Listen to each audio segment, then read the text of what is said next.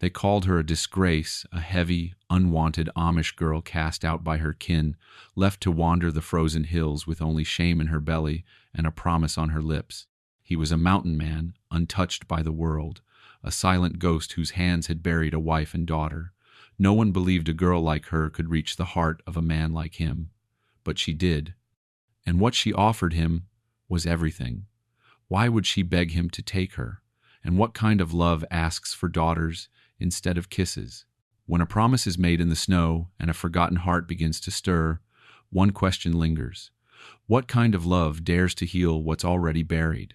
Every time I read your comments, I'm reminded that stories like this don't just live on paper, they live in you.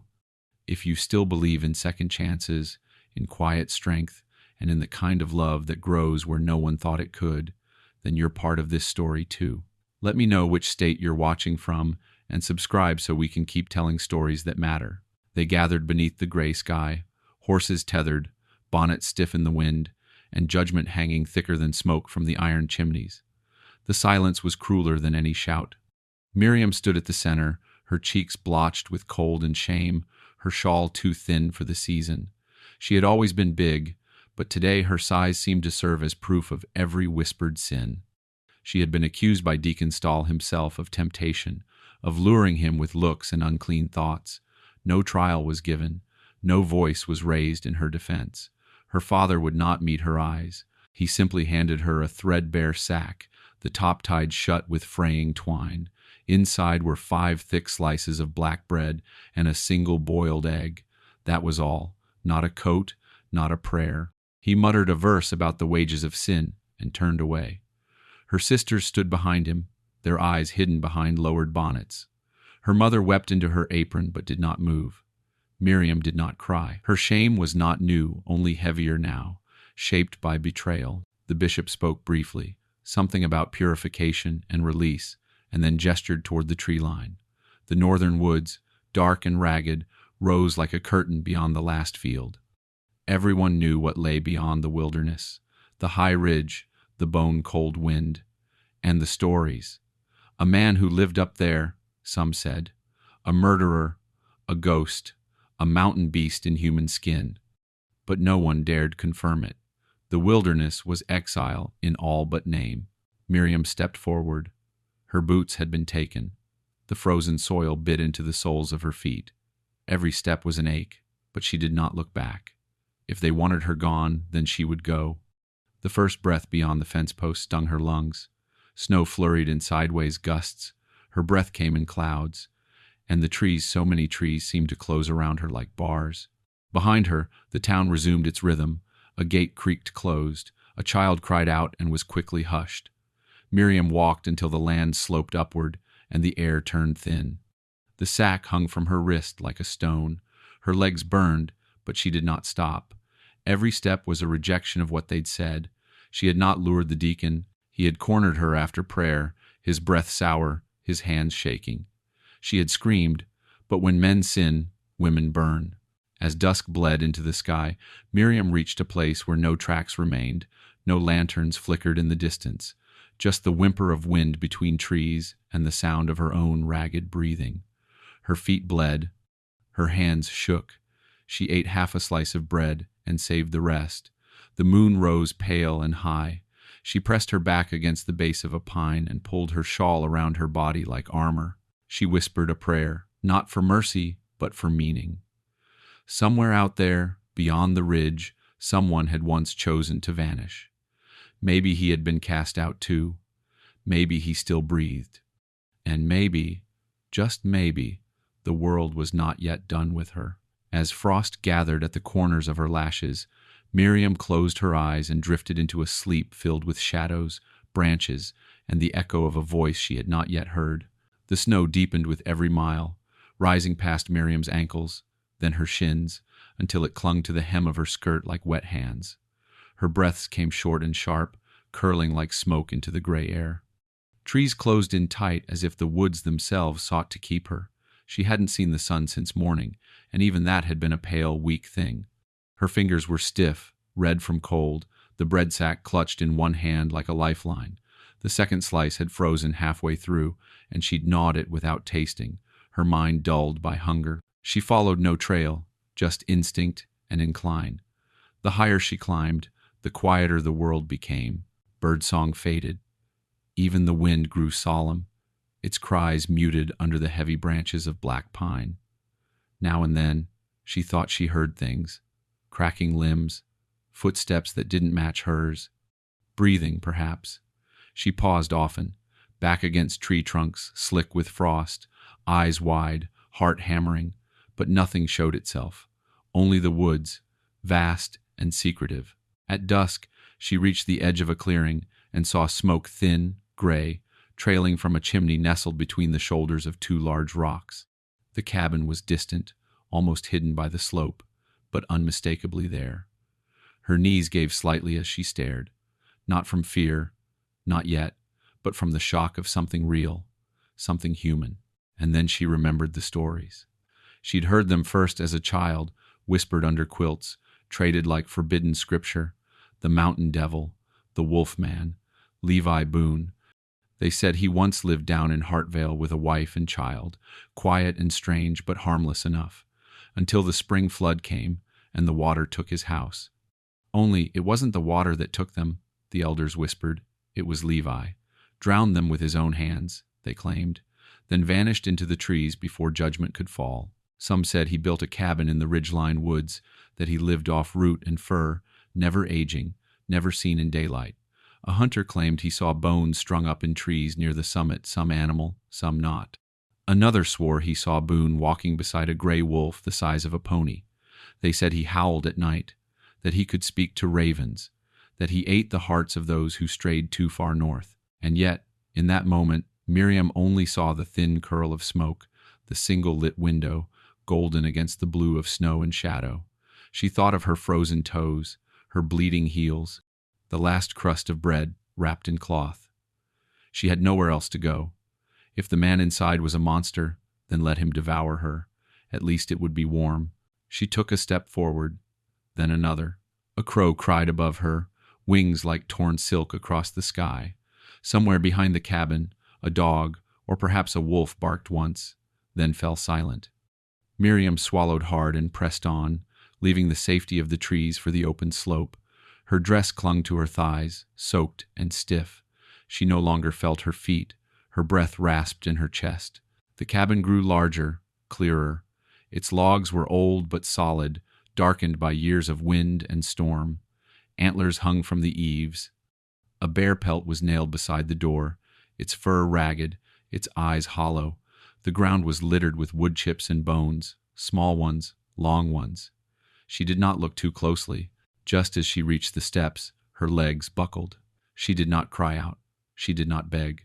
She fell forward into the snow, the sack slipping from her fingers, her breath stolen clean from her lungs. The last thing she saw before her eyes closed was the cabin door creaking open and a pair of boots stepping into the snow, heavy as silence and just as cold. The door swung open with a slow groan, hinges stiff from snow and time.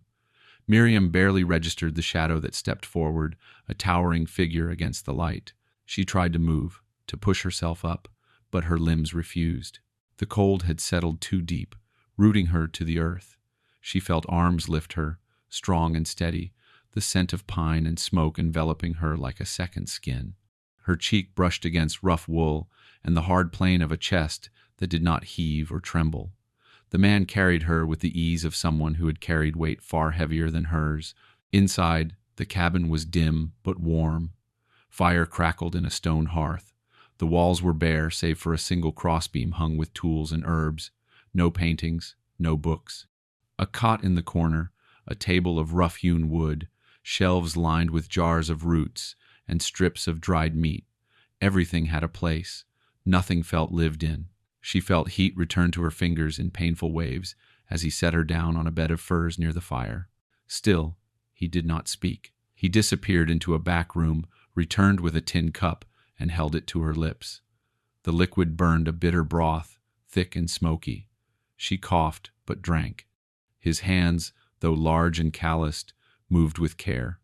He wrapped her feet in cloth, placed a blanket over her, and then stepped back. Only then did she truly look at him. He was not old, but age clung to him all the same. not in his skin, which was weathered but not sagging, nor in his eyes, which were pale and alert. It was something else, something inside him that had died long ago and refused resurrection. His beard was dark and thick, reaching his collarbone, his hair tied back with a leather strap. His shoulders strained the seams of his flannel, and those eyes, ice blue and unblinking, watched her without hunger or hate, only a strange and unsettling stillness. She whispered, "Please don't hurt me." He blinked once, then turned away. That night, he did not touch her. He left a bowl of food by the fire and stepped outside, closing the door behind him without a word. She heard the soft crunch of his boots in the snow, then nothing. Alone, Miriam ate with shaking hands. The stew was thick with rabbit and potato, seasoned with wild onion. Her stomach ached with every bite, but she forced herself to finish. Warmth returned, slowly. Her toes tingled beneath the cloth. The fire snapped and spat, casting shadows along the log walls like dancing ghosts. She scanned the room for signs of danger, no weapons in easy reach, no chains, no locks. A single rifle rested above the mantel, untouched. There was no sense of chaos, no mess, no madness. Just silence, as if the man who lived here had made a life out of vanishing into the corners of his own solitude. Sleep crept over her like a blanket soaked in memory. Faces from her past flickered in the flames, her father's cold gaze, the deacon's leer, the wide eyes of her sisters. She reached for the firelight with an open palm, as if it might burn the past from her skin.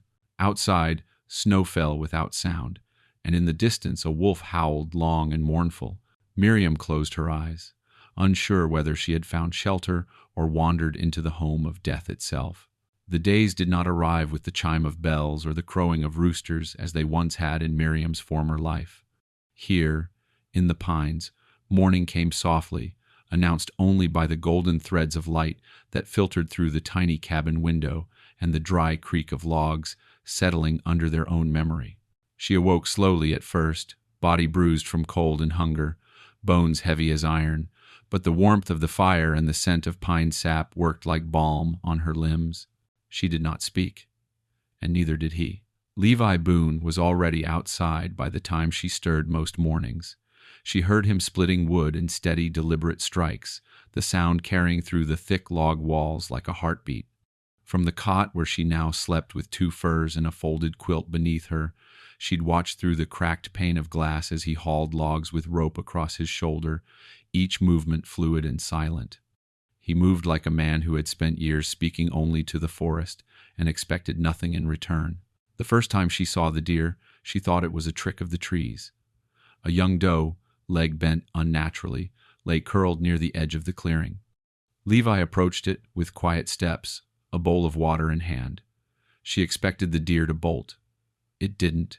He knelt beside it, not touching, only placing the bowl near its mouth. Then he sat beside the animal, wordless, until dusk. That night he returned alone. Miriam began to rise earlier. Her legs, though still sore, obeyed her now. She swept the floor with a bundle of pine branches tied with twine.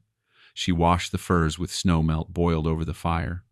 She found an old curtain in a chest faded blue, patched but whole, and sewed it into halves for the two windows. When he came in from the cold and saw them, he paused. He didn't speak.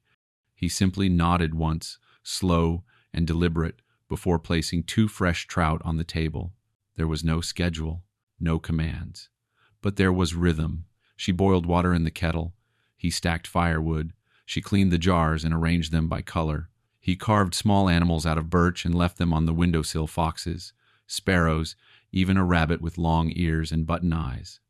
When she tried to thank him, he only looked at her for a moment before returning to his work. But his silence no longer frightened her. It was not cruel. It was simply all he had left. One evening, after the wind had grown wild and the moon hid behind fast clouds, Miriam sat alone by the fire. Her hands rested on her lap, fingers curled around a scrap of cloth she had tried and failed to embroider. Tears came without sound, rising from some buried ache that had nothing to do with her feet or her stomach. They came from the memory of her mother looking away, from the feel of her father's hand pressing the sack into hers, from the words she never got to say before the gate closed behind her. She did not sob. She simply wept, quietly, the fire reflecting in her wet eyes. When she turned her head, he was there in the corner, standing just beyond the light, watching her, not with pity, not with hunger, only with a stillness that felt almost like reverence. He said nothing. He did not step forward, but he did not look away. And in that long, unbroken gaze, something passed between them. Not a promise, not a question, only the simple knowing of two souls who had been cast out and still chose to endure.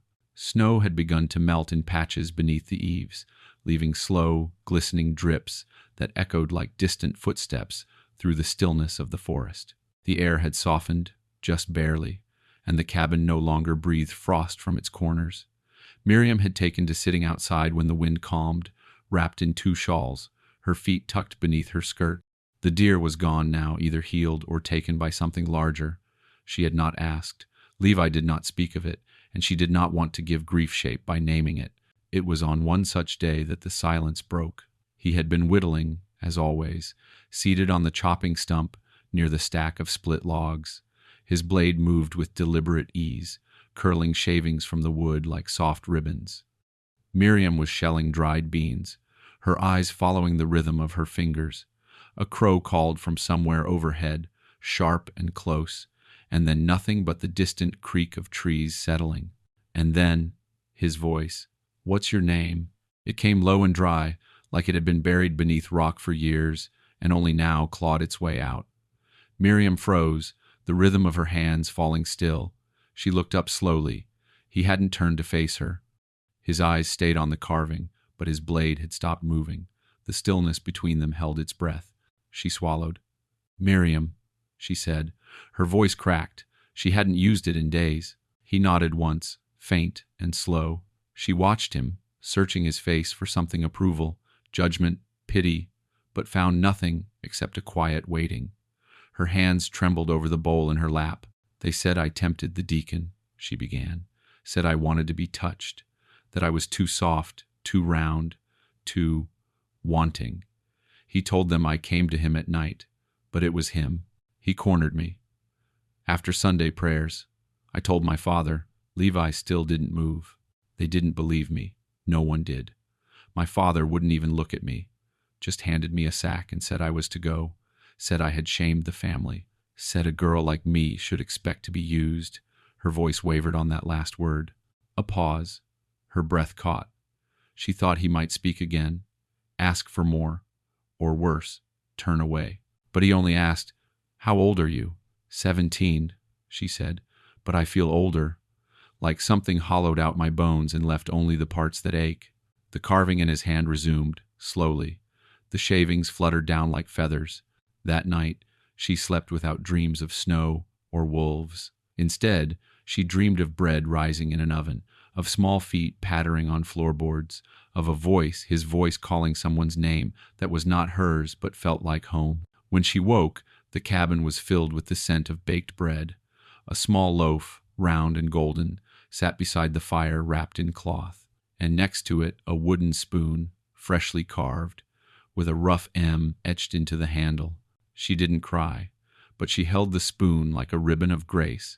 For the first time in her life, someone had heard her name and made space for it in their silence. The snow surrendered slowly that year, reluctant in its retreat, as though even winter did not wish to loosen its grip on the ridge. But beneath the crust of ice and the clinging patches of slush, something soft stirred. The earth, dark and rich, began to show itself in cracks along the path where Levi's boots tread each morning. The creek behind the cabin, once silent and frozen, now murmured like a voice returning from a long sleep, and Miriam, wrapped in wool and resolve, knelt with bare hands in the soil and dug her fingers into the thawing world. She marked out a small patch by the edge of the clearing, just beyond the cabin's shadow. The frost still bit at her wrists, but she worked without complaint. Her nails tore on roots, her skirt soaked through with mud, and yet she smiled. Not wide or often, but with the quiet satisfaction of someone doing something that mattered. Levi had offered her a hoe, a spade, and a bag of last year's seeds without a word. He'd handed them to her one morning with a single nod, and she had understood. Inside, the cabin changed as the earth did. Miriam took down the gray, dust-caked cloths that had hung like old sorrow over the windows and replaced them with strips of lace she found tucked away in a cedar chest. She dried herbs, wild mint, sweetgrass, yarrow, and hung them in bunches from the ceiling beams. The air filled with scent and warmth. Levi noticed, but said nothing. He didn't need to.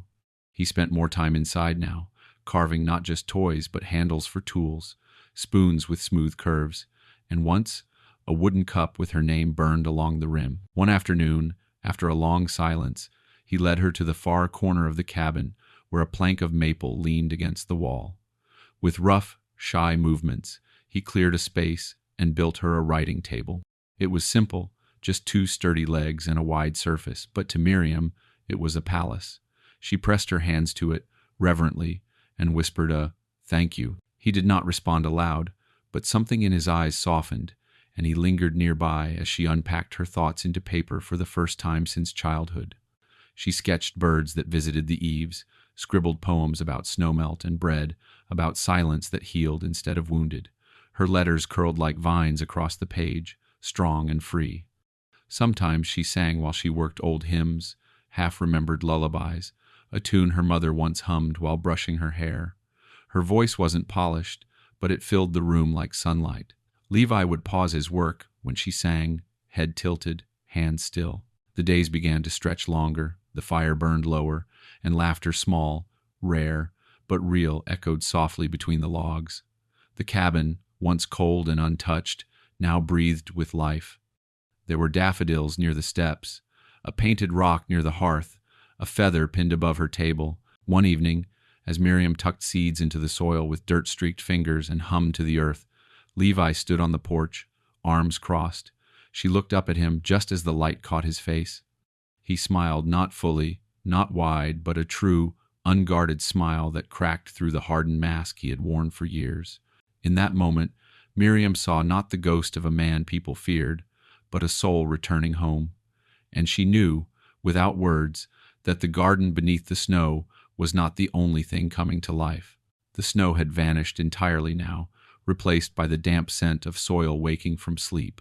Sap ran sweet in the trees, and the birdsong returned in waves each morning, as though the forest were remembering how to speak. Miriam walked with stronger steps these days, her skirts lighter, her hair loose more often than not. She had taken to exploring the edge of the clearing, fingers brushing across mossy bark, eyes searching for herbs or berries not yet ripe. Levi watched her sometimes from the porch, arms crossed, expression unreadable but gentler than it once had been. It was during one of these quiet wanderings that she found it. A little past the woodpile, behind a slope dotted with ferns, Miriam noticed a clearing too tidy to be wild. The ground was flat, the grass growing short and even.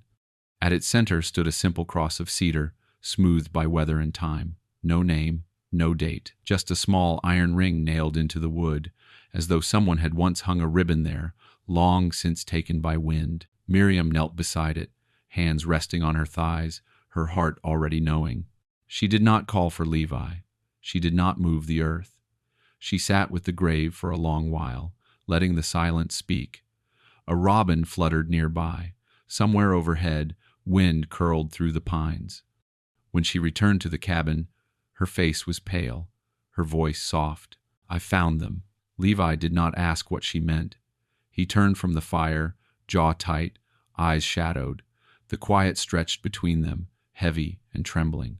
"I didn't mean to pry," she said, stepping closer. "I only walked past the hill and there it was." He sat down slowly at the edge of the hearth, his hands hanging between his knees. His gaze was far away, turned not toward the present, but toward a place much darker and long buried. "They were mine," he said. His voice was lower than usual, hoarse. "Ruth and little May. My wife, my girl. She was only 5. May used to hum while she stirred batter. Same tune you sing sometimes." Miriam's breath caught. She stepped closer. "It was the flood," Levi went on, each word like a stone pulled from deep water. "Spring storm tore through the valley. River swelled. I warned the town, told 'em the dam wouldn't hold. They laughed, said I was fear-mongering. When it burst, it took half the mills. Folks needed someone to blame. They came with torches. Said I opened the sluice gate on purpose. Said I wanted revenge for debts owed me. My wife, she tried to speak for me. They locked her in the house. May was with her. Miriam sat beside him, knees drawn up, her fingers pressed to her lips. I found 'em after the fire burned out. Couldn't bury them in town. Wouldn't have been safe. So I came here, dug with my own hands. Built this place out of what I could salvage. His voice broke then, not loudly, but like a crack in thick ice. One sound, and then nothing. His head lowered, shoulders trembling. Miriam reached out slowly, as though touching a frightened animal. Her fingers found his, rough and scarred, and held tight. "I'm so sorry," she whispered. "No one should carry that alone. I've not touched another soul in 10 years, he rasped. Not a hand, not a shoulder. I thought it would be a kind of penance, but it became a prison. She leaned her head against his shoulder, and there, in the quiet warmth of the firelight, 2 people wept. Not for themselves alone, but for all the things they had lost and never dared mourn aloud. The past did not release its hold, but it loosened, just a little, in the shared ache of that moment. Outside, the robin sang again. And behind the cabin, the grave stood quietly beneath the pines, no longer alone. The fire crackled low in the hearth, its glow painting amber light across the worn wood walls and the old fur that stretched across the floor. Outside, the world had darkened into a hush, the moon veiled by passing clouds and the wind a whisper through the pines. Inside, all was still but for the steady rhythm of the flames and the quiet sounds of 2 people breathing the same air, sharing the same silence. Miriam sat on the floor near the fire, legs folded beneath her, hands wrapped around a mug of warm birch tea. Her cheeks were flushed from the heat and the nearness of Levi Boone, who sat beside her, his elbows on his knees, gaze fixed on the flames, as though trying to read a story written only for him. She had never seen him look so young and so old at once. The grief he had spoken of now lived not just in his words, but in the slope of his shoulders, the way his hands remained clenched even in rest. She watched him for a long time, saying nothing. Then, softly, as though afraid to break something too delicate to name, she spoke. "If it would take away your sorrow," she said, "I would birth you 100 daughters." His head turned slightly, not fast, not startled, just drawn. His eyes found hers, blue as glacial water, clouded now with something unspoken. "I mean it," she said. "I'd bring light into this world. Little girls with ribboned braids and dirty feet, singing in the garden, filling this cabin with more laughter than it's ever known. And not because I pity you, never that, but because you deserve a life that doesn't end in ash." He did not answer. His breath was steady, but his hands, resting against his thighs, began to tremble. Not from cold, from something older, deeper, fear, maybe, or longing too long denied. Slowly, without a word, he reached out. His hand hovered between them, fingers unsure, calluses catching the firelight. Miriam set down her mug and offered her hand, palm up, open. His fingers closed around hers, not tightly, but as though afraid even now that she might vanish if he held too hard. Neither spoke. The fire popped gently, and the heat wrapped around them like an old blanket remembered from childhood. They sat there, close enough to share warmth, close enough to feel the shape of one another's presence. He did not kiss her, she did not lean in, but something passed between them, a covenant not bound by touch or oath but by breath and presence and the terrible, holy silence that only the broken understand. He let out a long breath, eyes still fixed on the fire. "I wouldn't know how," he said at last, his voice low, brittle, "to be a husband, a father again." "You don't have to know," she replied. "You only have to want." His thumb brushed against the back of her hand, hesitant but deliberate. She leaned her head lightly against his arm, and he did not move away. Outside, the wind passed gently through the trees, no longer howling. The world beyond their walls remained dark and uncertain, but in that room, by that fire, hope settled softly between them, unspoken, fragile, and real. The trail into Hartvale was muddy from the spring thaw, its edges lined with standing water and thick ruts that clung to wagon wheels like hungry hands. The air hung heavy with the scent of thawed earth and old manure, and smoke curled lazily from chimneys into a pale sky. Townsfolk moved with purpose, eyes lowered, minds on planting and trade and the slow turn toward summer. But by midday, that still rhythm broke, like a snapped wire, when a black horse trotted into town, its rider cloaked in dark wool and righteousness. Deacon Stall. He sat tall in the saddle, back straight, beard oiled and trimmed, his mouth set in that same thin line that once passed for piety. The moment his boots hit the muddy street, whispers spread like wind over wheat. He strode directly to the mayor's office, flanked by two men, one a cousin, the other a trader from downriver. The trader was wiry and grinning, his teeth yellowed and sharp, a man who smiled like he already owned what he came for. They didn't bother with pleasantries. "She's alive," Stall said flatly. "The girl. Miriam. We all thought she perished in the snow, but words come from a trapper she's up on the North Ridge. Boone's Ridge." Mayor Tilson looked up from his ledger, blinking beneath wire spectacles. "Levi Boone?" he asked cautiously, the name already sour in his mouth. Stall nodded once, slowly, like a man revealing the devil's hiding place. "That's right. Took her in. God knows what he's done to her since. She's under the roof of a murderer, and now she's of age. Her debts to the community remain unpaid. I intend to collect. Within in then, inhabit to the two, with my there, in there, to the clot my there, in then there, you know the takes in the ground." The trader stepped forward, thumbing the brass edge of his belt buckle. "She's of good hips," he said with a chuckle. "Stall says she's strong, fertile. I'll take her down to Elkhorn.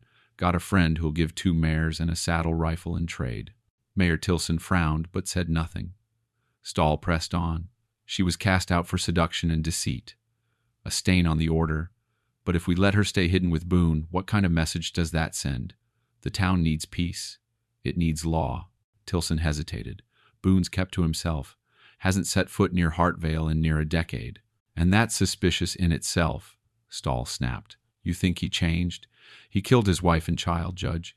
He burned them and buried the ashes on stolen land. He's a danger, always has been. A man like that doesn't heal. He festers."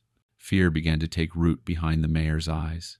Not certainty fear, the kind born not of fact, but of the weight of too many whispers and too few truths. Levi Boone had been a ghost for so long, it was easier to fill the silence with dread than with mercy. Stall stepped closer, voice lowered now, more intimate. "Give me a writ," he said. "I'll ride up with the trader and 2 deputies. Quiet, clean, bring her back, see her wed, and let Boone vanish again into whatever hole he crawled from. No blood, no noise." Tilson leaned back, the leather of his chair creaking under the pressure of decision. Outside, the town went on with its day women drawing water, children chasing hens, but the air had changed. Something sour was rising. Not yet a storm, but the first wind of it. The kind that blows down from the ridge before thunder makes itself known. The mayor lifted his pen. Ink touched paper. The writ was signed. And the horse that had carried Stall north now pawed the mud, eager to ride again, this time toward a cabin in the pines, where warmth had only just begun to grow. The bell in Hartvale rang early that week, not for worship or warning, but for gossip a louder call than any sermon.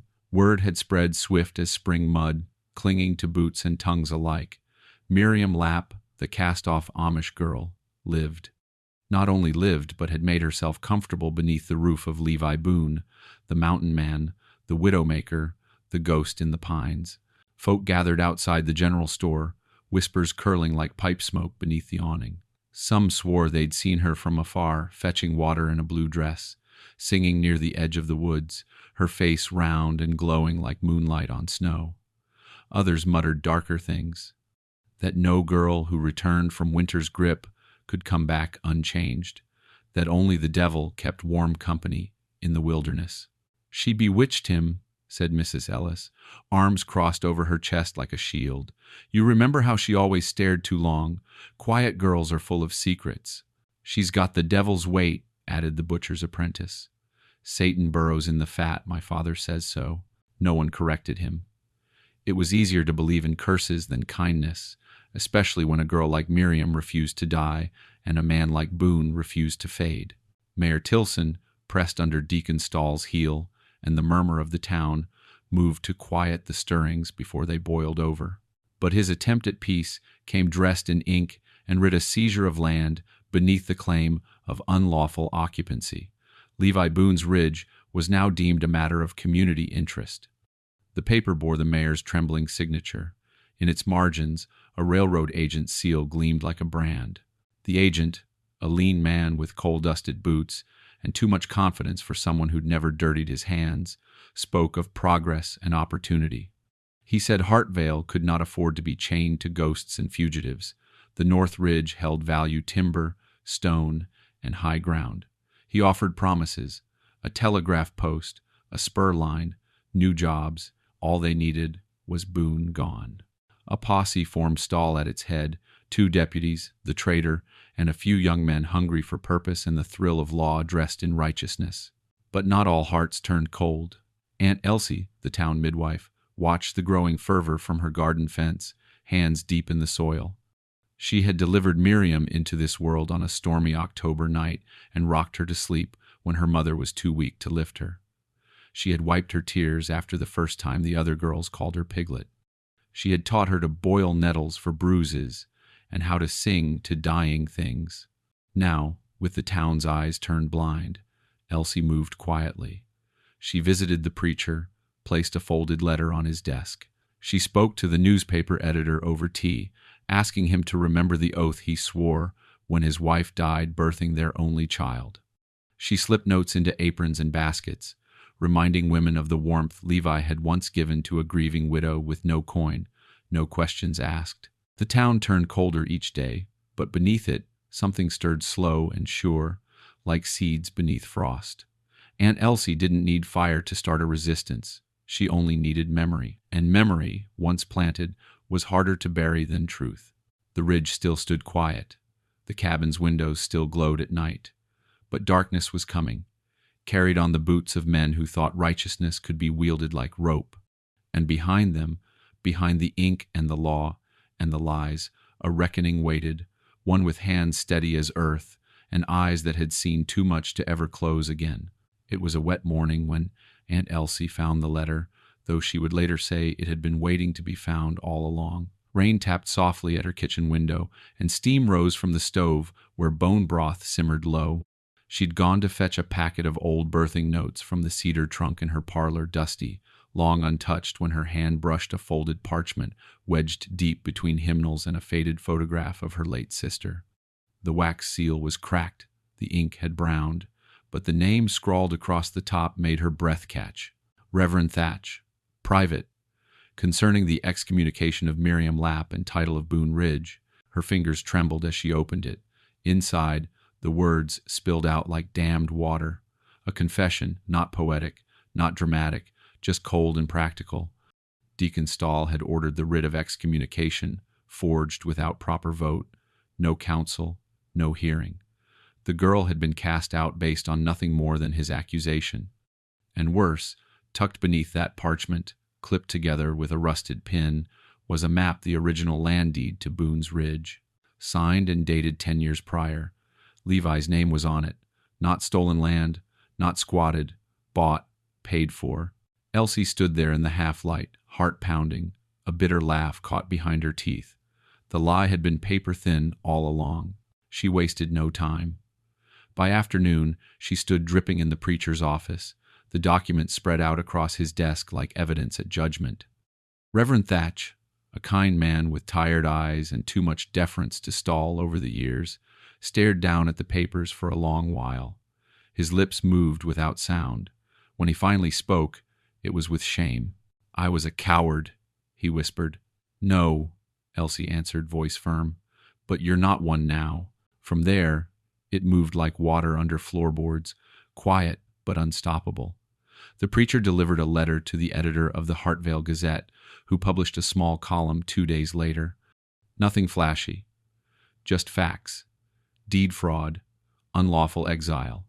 the history of a man turned monster by rumor, and a girl condemned without a voice. The shift didn't happen all at once, but it happened.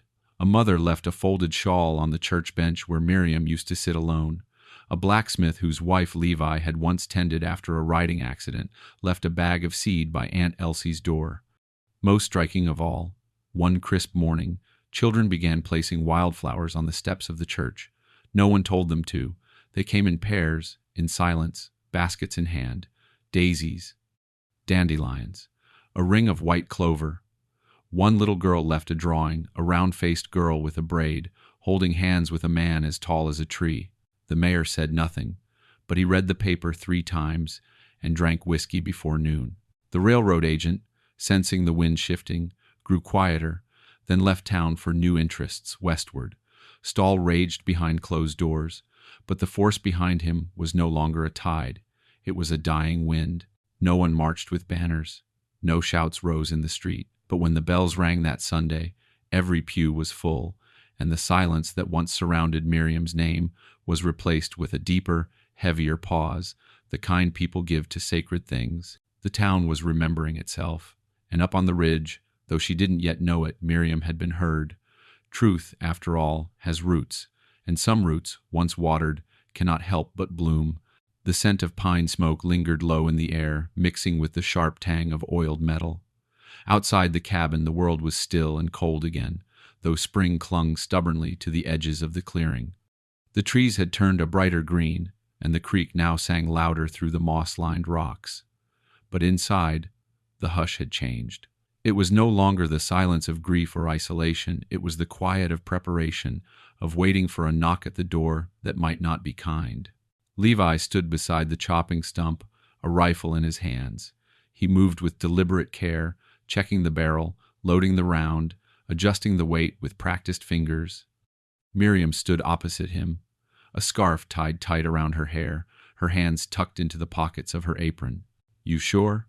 he asked, not looking up. She nodded. "I don't want to use it," she said, "but I want to know how." He gave her the rifle. It was heavier than she expected. He stood behind her, not touching, just guiding with his voice. She listened, learned, fired once. The recoil staggered her back, but she found her feet again. He didn't smile, but he nodded once, eyes warm with quiet respect. Later, they sat together at the table, a primer and a tattered Bible spread between them. The letters looked like shapes carved from stone to him, but she had patience. She pointed to each word, sounding them out, coaxing the syllables into meaning. He traced her finger, mouthing the words. She did not laugh when he stumbled. She only waited. When he read a full verse aloud without pause, she whispered, "Good," and touched his arm. He held her gaze for a long moment after that, and though no words were spoken, something deep passed between them, something binding. That night, she made a bed for them beside the hearth. Not the cot where she had once huddled alone, not the corner where he used to rest with one eye open. This time, they lay beside each other, wrapped in a single quilt, no line drawn between them, no fear, no shame. Her head rested on his shoulder, her hand over his heart. He did not reach for her. She did not offer more. But in the way their bodies curved toward one another, in the breath they shared beneath the stars hidden by roof and timber, there was something more sacred than desire. She whispered, "You are home to me." His breath caught. Then slowly, softly, he answered, "And you are light." Outside, the wind moved gently through the trees, a sound like a lullaby sung by the forest itself. The fire cracked low, and the shadows danced over their faces, tracing lines of grief and healing both. The cabin, once cold and still, now pulsed with quiet life, a garden just before the bloom. They did not know what morning would bring, whether the road would fill with boots or peace. But in that fragile pocket of time, held by wood and fire and 1,000 unsaid prayers, they stood together not as exile and ghost, but as man and woman who had chosen each other against the darkness. And that choosing, above all, was their defiance. The morning came gray and heavy. Clouds stretched thin like gauze over the sky, as if the heavens themselves were holding their breath. The ridge was quiet but alert, the forest hushed beneath the weight of what was coming. Miriam woke early, already dressed, before the first light cracked the cabin window. Levi stood by the door, rifle slung across his back but hands empty, face carved from something ancient. They exchanged no words. They had said all that needed saying the night before, in silence, in closeness, in breath shared beneath the same quilt. By midday, the sound of hooves broke the stillness, a low thunder rolling through the trees, slow and certain. Miriam stepped onto the porch as the posse crested the lower path, 5 riders, with torches even in daylight, their faces set, Deacon Stahl at the lead, lips thin with satisfaction. Behind him, the trader grinned like a man about to collect on a bargain, and 2 deputies flanked him, hands resting on their holstered irons. They carried rope and chains. Miriam did not run. She stepped down the porch, calm and barefoot, her skirt brushing the mud-slick grass. Levi followed a pace behind her, silent, but his presence was a shadow at her, back tall, unarmed, unmovable. They walked down to the narrow junction, where the path from the town met the trail up the ridge, the crossroads where judgment was meant to fall. But it wasn't empty. Aunt Elsie stood there already, gray hair braided, hands clasped before her as if waiting for a sermon to begin. Beside her stood Reverend Thatch, his collar crisp, the Bible held tight in one hand, the other gripping a folded letter. Behind them, a handful of townsfolk stood shoulder to shoulder, mothers and sons, a schoolteacher, even the butcher's apprentice, cap in hand. More came by the minute, drawn not by fear, but by something slower, deeper, truth, finally stretching its limbs. "What is this?" Stahl snarled from atop his horse, eyes narrowing. "You've no right to interfere. We come with a legal writ." "You come with lies," said the preacher.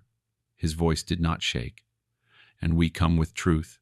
He unfolded the letter and read, the words ringing out clear in the thickening air. The forged excommunication, the unlawful land seizure, the deed bearing Levi Boone's name, bought and signed years before Stahl's accusations ever took root. Every line struck like a bell tolling over a grave. Murmurs rippled through the gathered crowd. The posse shifted uneasily. Even the horses seemed to still. The judge arrived not long after, an old man in a weather-worn coat, summoned by telegram 2 nights before. He took the letter in hand, read it with furrowed brow, then looked hard at Stahl. "These charges are false," he said flatly. "This writ is void, and your actions, your lies, may well rise to criminal misconduct." Stahl's face turned red. He barked a curse and reached for his pistol, rage spilling faster than thought. But before he could draw, Levi stepped forward. Unarmed, unflinching, he raised his hand slowly and spoke for the first time that day. "You've taken enough," he said. "You will not take her." There was something in his voice, a weight, a stillness that stopped time. Even Stahl faltered. The judge nodded to the deputies. "Disarm him," he said. "He stands under arrest." The traitor tried to speak, to protest, but no one listened. The chains they brought were never used. Not for Levi, not for Miriam. They were placed instead on the wrists of the man who had lied, who had stolen, who had twisted faith into fear. The road was quiet again as Stahl was led away. And as the people stepped aside, clearing a path not just back to the cabin, but back to belonging, Miriam turned to Levi. He did not smile, but he breathed, deep and full, as though the mountain had lifted from his chest. Hand in hand, they walked back up the ridge, not as secrets, not as shame, but as truth, walking upright, with the wind at their backs. The wheels of the judge's wagon creaked along the muddy road as Deacon Stahl sat hunched in the back, wrists bound, face pale and hollow. He did not speak, not even as the children stared from behind fences and doorways, nor when the townsfolk turned away their eyes, unwilling to offer him even the courtesy of a final glance. His power, once drawn from pulpit and fear, had turned to dust the moment the truth was spoken aloud. There was no outrage now, no cries of justice, only a great, aching stillness, as if the entire town had realized, all at once, how long they had been holding their breath. Miriam stood near the edge of the road, her fingers curled tightly around Levi's. He did not wear his usual flannel coat, only a plain shirt and trousers, his face open to the Sunday. The warmth of it touched them both, but neither moved to step back into the woods. Not yet. Not today. A hush blanketed Hartvale as the wagon passed the church and reached the square. The bell, unused since the flood 3 springs ago, rang once clear and strong. Not for mourning, not for warning, but for peace. Its echo spilled down the alleys, across the rooftops, through every window and into every silence that had once swallowed the truth. Then came the smallest steps. A child, no older than 7, approached with a fistful of wildflowers, petals trembling in her hand. She paused just a few feet from Miriam, eyes wide, uncertain. Miriam knelt down, her skirt settling in the dust, and opened her palm. The girl placed the flowers there, then quickly turned and ran back to her mother's waiting arms. Another child came, then another. By the time the 5th child stepped forward, this one, a boy with mud on his knees, Miriam could no longer hold back the tears. They came not like the sobs of before, but as quiet rivers, slow and grateful. She let them fall freely as flowers piled in her arms, daisies, clover, even a few early bluebells. Some were wrapped in twine, others wild and crooked, all of them pure. From the courthouse steps, Mayor Tilson removed his hat, pressing it against his chest. He said nothing, but the motion spoke enough. He stood with her, with them, and Elsie stepped forward next. She didn't need to speak either. She only reached for Levi's hand, folding her weathered fingers around his, as though anchoring him to the earth. He looked at her, then at Miriam, and the smallest breath escaped his lips, a kind of surrender, not to grief or guilt, but to belonging. The townspeople stood in small clusters, many weeping without shame. It wasn't only Miriam they mourned, but the years lost to silence, the goodness left buried under fear, the man they had turned into myth and shadow. And then, slowly, as if led by something ancient and sacred, Miriam stepped forward, not back toward the woods, but into town, past the church where her cries had once echoed unanswered, past the store where she'd been watched with suspicion, past the well where her mother had once turned her back. No one stopped her. Some nodded, some wept, some lowered their heads in apology they could not speak aloud. And Miriam walked tall, her arms full of flowers, her back straight, her steps sure. She was no longer the outcast, no longer the girl they feared or pitied. She was something else now, claimed not by shame, but by love and courage, and the truth that had taken root in silence and bloomed into something unbreakable. By her side, Levi walked too, not behind, not ahead, but beside, and behind them the bell rang again. The garden that once grew beneath Miriam's hands now lay beneath a wooden floor, its soil pressed flat, its roots repurposed for something even more alive. Where wildflowers once bent in the morning wind, a one-room schoolhouse now stood, its walls made of pine and love, its windows square and clean. Levi had built it board by board through the long summer, his hands rough with splinters, his shoulders browned by Sunday. He said little as he worked, but each beam he raised was a word of hope he hadn't known how to speak. The townspeople came to help quietly at first. The blacksmith donated hinges. The pastor brought down spare benches. One mother, whose daughter had once called Miriam cursed, brought jars of preserves and linens for the children's nap corner. No one spoke of the past. They didn't need to. It was there in the way they worked together, in the way their eyes held longer now when they looked at her. By autumn, the schoolhouse was open. Each morning, children arrived with lunch pails and hand-me-down boots, their hair braided and their cheeks full of expectation. They came from every corner of Hartvale and beyond, some by wagon, some on foot, some carried in arms. Most were girls, though a few boys joined too, especially when word spread that Levi Boone read aloud from books with voices as deep as thunder and as gentle as rain. Miriam wore a blue dress most days, her hair tied with a ribbon the color of fresh cornflowers. She taught the alphabet on a slate board Levi had carved himself, the corners smoothed like river stones. She spoke softly but firmly, and when the children grew restless, she sang until the room quieted again, not hymns of guilt or fear, but melodies full of wonder and sunlight. She taught them how to write their names and how to shape stories from their memories.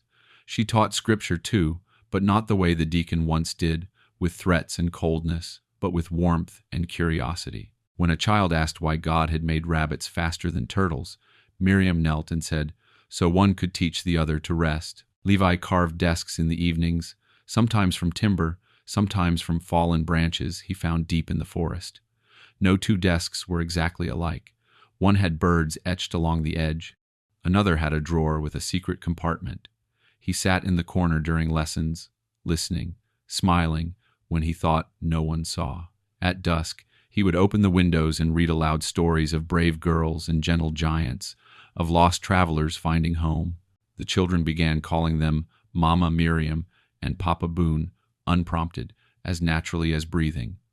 The first time he heard it, Levi's hand froze mid-page.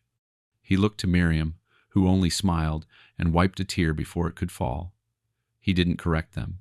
Sometimes, in the quiet hour after lessons had ended and the children had gone home, Miriam would sit on the steps of the schoolhouse, her hand resting on her belly, not yet round, but already precious. Levi would sit beside her, his arm brushing hers, his silence no longer a shield but a promise. The schoolhouse beneath the pines stood not just as a place of learning, but as a testament to mercy, to second chances, to what can grow when the soil is cleared of lies and watered with truth. And in that sacred clearing, where once only exile bloomed, a new generation now learned that even the most broken stories could end in beauty. Snow returned like an old friend, soft and slow, falling gently through the high branches of the pines.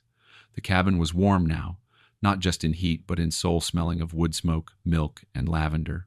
The fire crackled in its hearth, casting light across the woven rugs and hand-carved cradle that sat near the stone wall, its sides smoothed by Levi's careful hands and painted with wildflowers and stars. In that cradle lay a sleeping baby girl, her breath small and steady, her fingers curled into tiny fists. Her hair was dark, but her eyes, when they opened, held that same winter blue as her father's, deep and quiet and full of something ancient. She had come just before the frost fully returned, carried into the world with Miriam's cries and Aunt Elsie's steady hands guiding her from shadow into warmth. There had been no complications, only the hum of the fire, the strength of Miriam's grip, and the silence of Levi kneeling beside the bed, whispering prayers he hadn't known he still remembered. Now, weeks later, the cabin was filled with people. The town had come not with judgment or whispers, but with baskets and blankets and jars of sugared apples. They gathered not out of obligation, but because they wanted to witness something rare, a child born not of scandal, but of redemption. The schoolchildren had brought drawings and songs. Someone left a small wooden lamb at the doorstep, another a knitted cap too big for a baby but perfect in its crooked stitches. The naming ceremony was simple, as Miriam wished it to be. No clergy, no pomp, just the fire, the cradle, and the people who had come to care. Aunt Elsie held the child first, lifting her gently before the hearth and speaking her name. Haven, Ruth Boone. Haven, for what the cabin had become. Ruth, for what had been lost. Boone, for what had endured. Levi stood with his hand on Miriam's shoulder, his expression unreadable at first, but when the baby cooed, a sound like soft wind on still water, his lips parted. A single tear rolled down his cheek, catching the firelight as it fell. Miriam reached for the cradle and lifted her daughter into her arms. She swayed as she sang, a lullaby not heard since childhood, her voice trembling but sure. When she placed the baby into Levi's arms, he held her as if she were made of gold and breath. He looked down into her face and exhaled a long breath, one he had been holding for a decade. The room seemed to shrink, not in size, but in time. Every moment in his life led here, to this weight, this warmth, this second chance. The fire popped gently. The baby yawned. Miriam leaned her head against Levi's side, her hand resting atop his. "I will birth you as many daughters," she whispered, "as your heart can hold." He did not speak. He could not. But he turned and kissed her forehead once, lightly, and the cabin, the fire, the town around them, all seemed to pause for a moment and breathe with them. In that cradle by the hearth, between the rhythm of old sorrow and new joy, the first chapter of their future had begun, and the child, blinking up at the rafters with blue, unblinking eyes, had already brought more healing than any sermon or writ ever could. The ground was soft with spring, the thaw complete, the earth rich and dark beneath Levi's boots as he knelt by the old grave behind the cabin. The clearing was no longer hidden in shadow. The trees stood tall and bright with new leaves, and the air was thick with the scent of damp pine and blooming sage.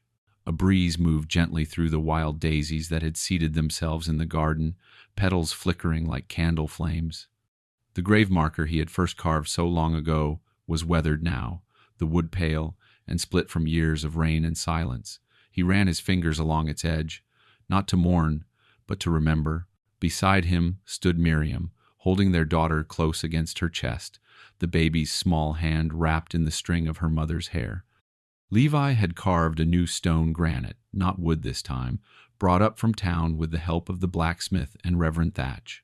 It took him 3 weeks to shape it by hand. He'd done it with no fanfare, just quiet, steady work in the shed, the chisel echoing each afternoon, while Miriam taught her lessons and the baby napped in her cradle. Now, with the sun warming their backs and the cabin a safe breath away, he lifted the headstone into place. It was simple. No flourishes, no dates, just 3 names, carved with careful, unwavering strokes. Ruth Boone, May Boone, Miriam Boone, and beneath them the words, "For all who were lost, but now are home." Miriam said nothing as she read it, her eyes fixed on the stone. But Levi saw the way her lips trembled, the way she pulled their daughter in just a little closer. She reached for his hand, and he took it, their fingers interlocking, warm and firm. "I thought I would carry their names alone," he said, voice low, "not meant for the trees or the sky, but only for her. I thought no one would ever say them again. They live here," she said, gently. "In this place. In her," she added, glancing at the baby who blinked up at the sky, eyes the color of mountain ice. "And in you." He nodded, slow and steady. The wind picked up, carrying the smell of sage from the garden. He turned to look at it, overgrown now, but beautiful. Not neat rows, not order, just life. Full and wild. The daisies had overtaken the fence line, and the herbs grew tall among them. Miriam had let them go this season, letting nature take its course, as if the soil itself had decided to remember joy. They stood together for a long time before he reached down and pressed his hand to the earth, rough palm against soft moss. Not to bury the past, not to forget it, but to place it where it belonged, beneath them, but not between them. Behind them, the schoolhouse waited. Laughter drifted faintly from the clearing, the sound of children running barefoot through grass. Life was no longer something that had to be earned or proven. It simply was. And here, beside 2 graves and a stone carved in love, Levi Boone finally felt it, not peace as the absence of pain, but peace as the presence of something greater.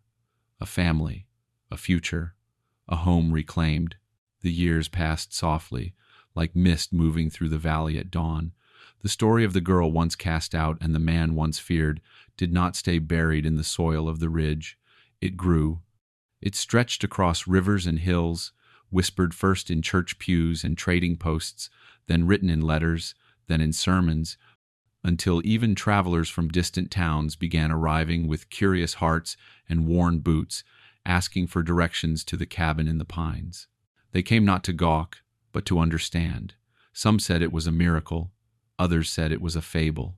The preacher from Hartvale, now older, gentler, and humbled, stood at his pulpit one Sunday and declared it a holy redemption. He spoke of mercy clothed in blue calico, of truth carved with calloused hands, of love that needed no spectacle to change the world. Miriam never sought the attention. She spent her mornings at the schoolhouse, chalking letters across a smooth slate, her daughter at her side drawing crooked hearts on scrap paper. The other girls, some orphaned, some unwanted, some simply different, came because the world had closed its doors to them. But Miriam had built one that never locked. She taught them to read, to write, to plant herbs for healing, and stories for hope. They called it the Ridge School. But the older girls had their own name for it, the place that remembers you. Levi kept to the edges, as always. He carved desks, he repaired windows. He taught the oldest boys, sons of widows and farmers, to work with their hands and to carry their strength with gentleness. His beard grew silver at the edges. His voice, once used only for warnings, now read stories aloud at dusk, with children curled at his feet and Miriam sitting nearby, her smile as steady as firelight.